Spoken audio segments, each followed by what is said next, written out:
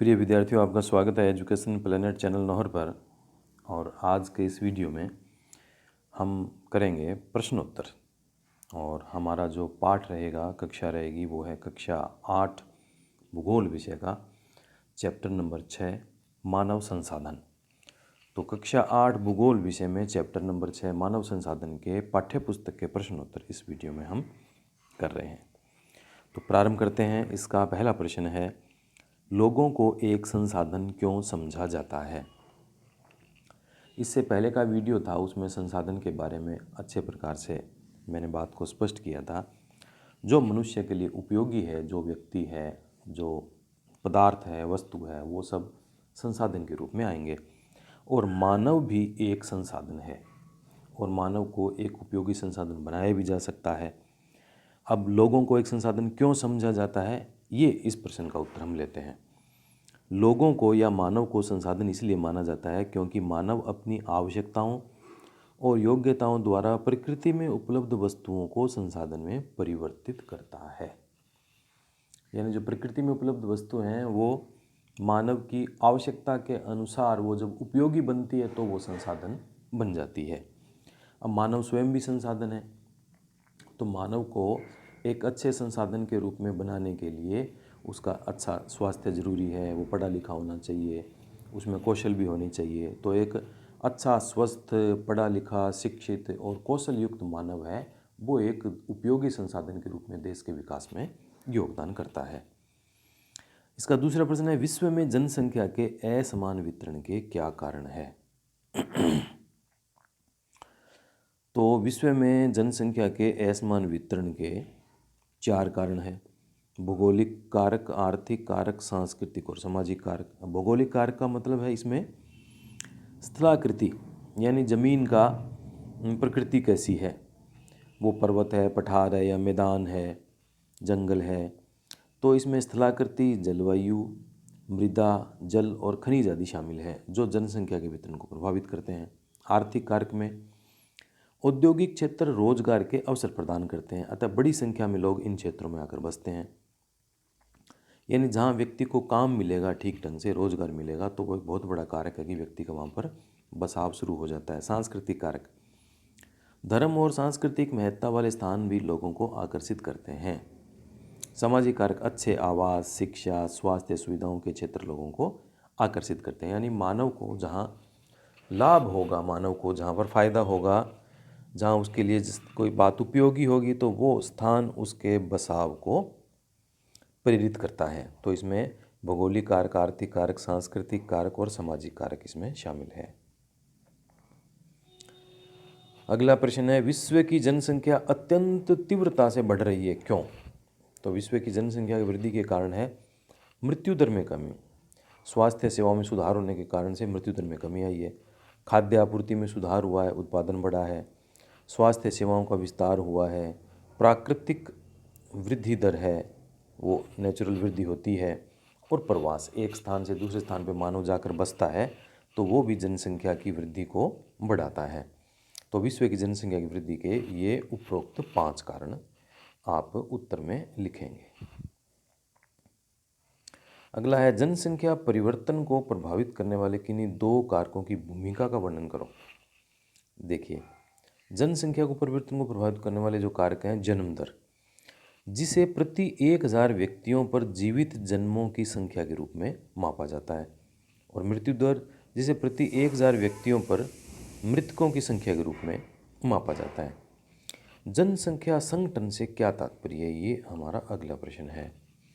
जनसंख्या संगठन, जनसंख्या संगठन किसी देश का जनसंख्या संरचना को दर्शाता है, जिससे हम आसानी से उस देश की जनसंख्या के विभिन्न घटकों का अध्ययन कर सकते हैं, जैसे आयु, आयु और लिंग का अनुपात, साक्षरता का स्तर, स्वास्थ्य दशाएं, व्यवसाय, आय व्यय स्तर आदि। जनसंख्या संगठन जानने की एक विधि जनसंख्या पिरामिड है। अब अगला प्रश्न है, जनसंख्या पिरामिड क्या है और ये किसी देश की जनसंख्या को समझने में किस प्रकार से मदद करते हैं। जनसंख्या पिरामिड, यह जनसंख्या के सांख्यिकीय प्रतिरूप को प्रदर्शित करने की एक विधि है। यानी जो जनसंख्या के डाटा होते हैं, आंकड़े होते हैं, वो उसका सांख्यिकीय प्रतिरूप है। यह जनसंख्या संगठन का अध्ययन करने में सहायक है। जनसंख्या पिरामिड को कुल जनसंख्या के लैंगिक प्रतिशत में विभक्त किया जाता है। इससे कुल जनसंख्या से लैंगिक प्रतिशत ज्ञात किया जाता है और जनसंख्या पिरामिड का आधार जन्मे शिशुओं की स्थिति को दिखाता है। शिखर की तरफ बढ़ते हुए यह क्रमशः प्रौढ़ और वृद्धों की जनसंख्या को दिखाएगा और यह देश की आश्रित और क्रियाशील जनसंख्या को भी दर्शाता है। सही को चिन्हित कीजिए। देखिए, पहला है जनसंख्या वितरण शब्द से क्या तात्पर्य है। और किसी विशिष्ट क्षेत्र में समय के साथ जनसंख्या में किसी प्रकार परिवर्तन होता है और किसी विशिष्ट क्षेत्र में जन्म लेने वाले लोगों की संख्या के संदर्भ में मृत्यु प्राप्त करने वाले लोगों की संख्या और किसी दिए हुए क्षेत्र में लोग किस प्रकार से वितरित हैं। तो इसमें जो सही जनसंख्या वितरण शब्द से क्या तात्पर्य है, तो इसमें क ख ग 3 दिए हुए हैं। तो इसमें जो सही उत्तर है वो ग है। जनसंख्या वितरण शब्द से तात्पर्य है किसी दिए हुए क्षेत्र में लोग किस रूप में वितरित हैं। तो इस पहले का सही उत्तर होगा ग। और प्रश्न नंबर इसका दूसरा है ऑब्जेक्टिव टाइप का। वे 3 मुख्य कारक कौन से हैं जिनसे जनसंख्या में परिवर्तन होता है। तो ऑब्जेक्टिव इसके आंसर है जन्म मृत्यु और विवाह, जन्म मृत्यु और प्रवास, जन्म मृत्यु और जीवन प्रत्याशा। तो इसका सही उत्तर होगा जन्म मृत्यु और प्रवास। ख इसका सही उत्तर है। अगला प्रश्न है 1999 में विश्व की जनसंख्या हो गई थी 1 अरब, 3 अरब, 6 अरब। तो सही उत्तर है 6 अरब हो गई थी। तो आप इसका उत्तर देंगे 6 अरब। अगला है ऑब्जेक्टिव टाइप क्वेश्चन जनसंख्या पिरामिड क्या है। क इसका उत्तर है जनसंख्या का आयु लिंग संगठन का आलेख या निरूपण। जब किसी क्षेत्र को जनघनत्व इतना बढ़ जाता है कि लोग ऊंची इमारतों में रहते हैं और बड़े नगरीय क्षेत्रों में जनसंख्या वितरण का प्रतिरूप। तो सही उत्तर है इसका क जनसंख्या का आयु लिंग संगठन का आलेख या निरूपण। अब हम नीचे दिए गए शब्दों का प्रयोग करके वाक्यों को हमें पूरा करना है। शब्द कौन से दिए हुए हैं। विरल, अनुकूल, प्रति, कृत्रिम, उर्वर, प्राकृतिक, चरम और घना। यहाँ से हम शुरू करते हैं। देखिए, जब लोग किसी क्षेत्र की ओर आकर्षित होते हैं तब यह यहाँ आएगा घना। जितना लिखा जाता है उतना लिख देते हैं हम। घना बसा हुआ बन जाता है। इसे प्रभावित करने वाले कारकों के अंतर्गत अनुकूल,